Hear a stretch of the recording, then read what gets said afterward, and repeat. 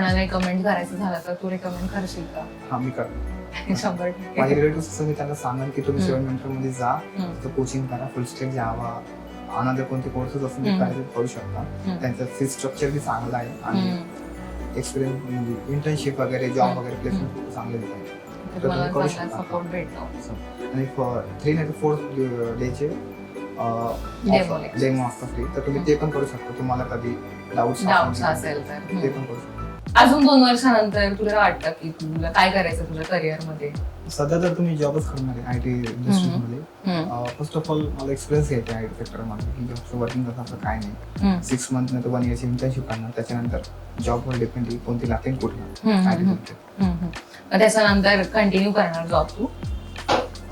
आता तर सध्या 3-4 वर्षी जॉब करणार आहे. नंतर कधी माइंड बदललं तर बिझनेस रिलेटेड काही आलं ओपिनियन तर मी करू शकतो बिझनेस. तुझं आधीचं जे एज्युकेशनल बॅकग्राऊंड होतं ते आयटीशी म्हणजे फुल स्टॅकशी वगैरे रिलेटेड होतं का? BSc computer science. Computer science केलेला आहे त्यामुळे तुला समजायला इझी गेलं असेल. तर काही मेजर चेंजेस तुला वाटले का की कॉलेजमध्ये जे आपल्याला सांगतात आणि जे क्लासमध्ये तुम्हाला जे शिकवतात त्याच्यामध्ये? कॉलेजमध्ये प्रॅक्टिकल वगैरे घेत होते पण तेवढं काही प्रॉपरली चाललं नाही आणि टाइम एवढं काही दिला देत नव्हते. क्लासमध्ये प्रॉपरली.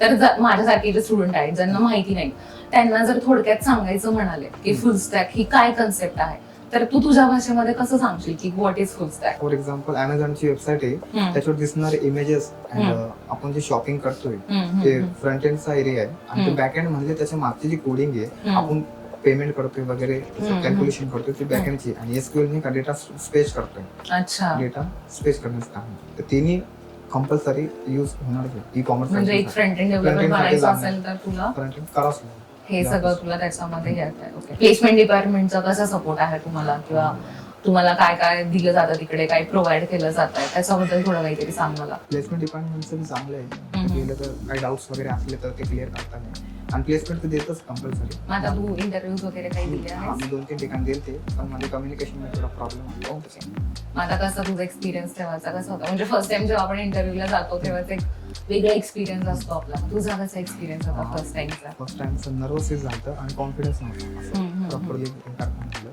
नंतर मी निकेतन नंतर सांगितलं असं काय मग त्यांनी सांगितलं की तू प्रॅक्टिस कर, सेशन्स वगैरे कर, युट्यूबवर लेक्चर्स कर. तू करतोस का? आता कॉन्फिडन्स. ओके.